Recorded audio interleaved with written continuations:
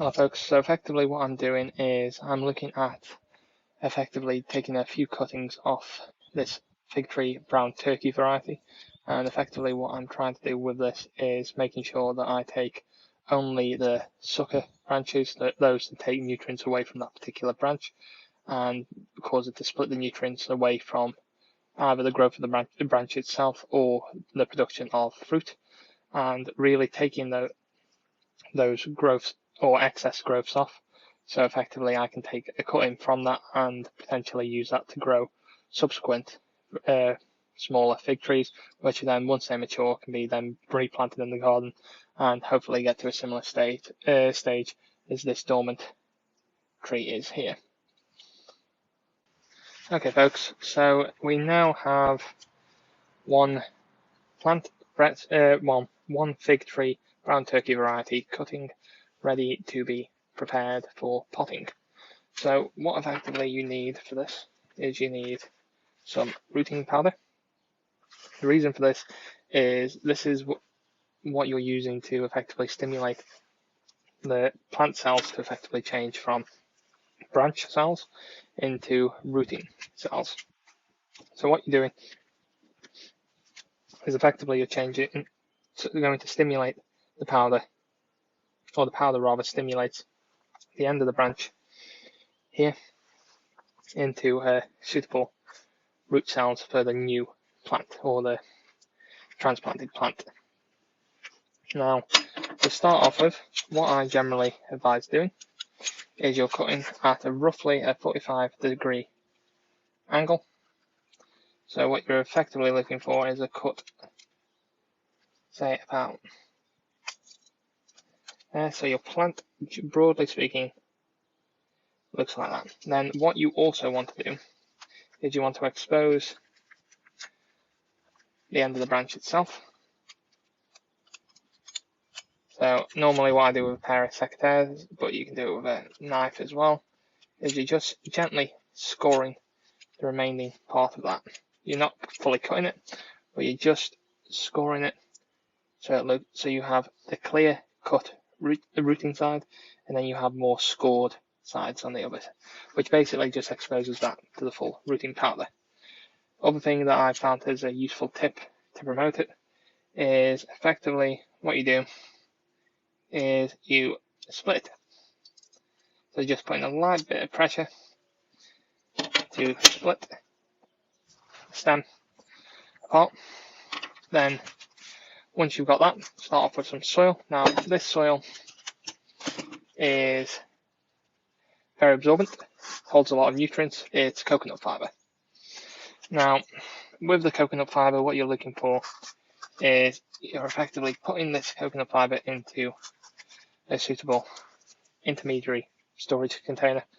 Now this will break down naturally in your garden and your plants, but it will start the roots growth off, and it will start the plants to grow off, and then eventually as this container breaks down, so you don't need to effectively break it up in a few months time, it will effectively split this container and the container will effectively biodegrade and add nutrients to your soil. But what you're looking for is that is your intermediary container within your larger pot.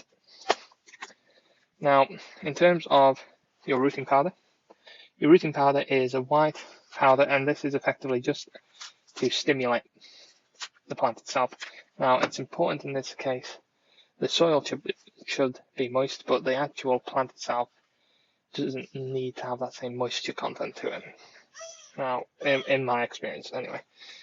Now all I generally do is lightly rub the end of the plant that I'm trying to stimulate the roots to grow out, and then, put it simply, propping your future sapling hopefully within the intermediary container. And then once you've put it in the intermediary container, you're looking to plant it back into a suitable pot. Now generally speaking, what I tend to try and do here is I put it in a pot that is suitable for at least 12 months worth of growth. And what you're looking at is a pot size similar to this. Now in terms of As you can see, the height of the plant isn't very high at all. The pot is quite big. This pot can, broadly speaking, last for about 2 years. Now, the important thing to make sure you're doing with rooting powder. Now, the rooting powder must say on if you're using it for plants which are going to produce fruit or veg for you, must be edible. So it must be suitable for edible plants. Now, in terms of moving on to the next generation or the older generation of plants, what you're effectively getting is, now this is actually the 2-year-old plant. This is the plant that I started as my first cutting from when I brought the parent variety. I started another 2 off at the same time, which have been donated on, because one thing I've definitely learned from my experience in the garden is by donating different plants, different people can share your experience and share your joy of certain varieties, and the fig tree has certainly been one that I've been very proud to be able to give a home in my garden to.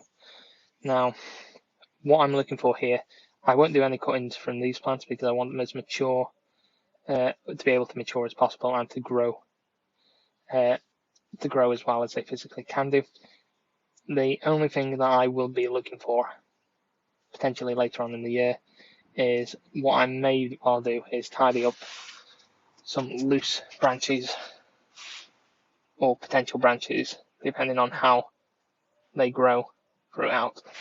Yeah, in terms of if you're looking for fruit, the fruit, broadly speaking, you can just start to see the sides for fruit generally start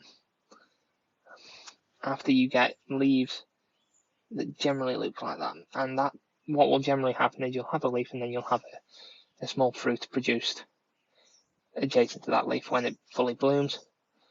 However, generally speaking, that's just new growth emerging, so there's at least a branch on there, and hopefully potentially this will be the first year this variety, this particular plant produces fruit for jams and for different fruit salads.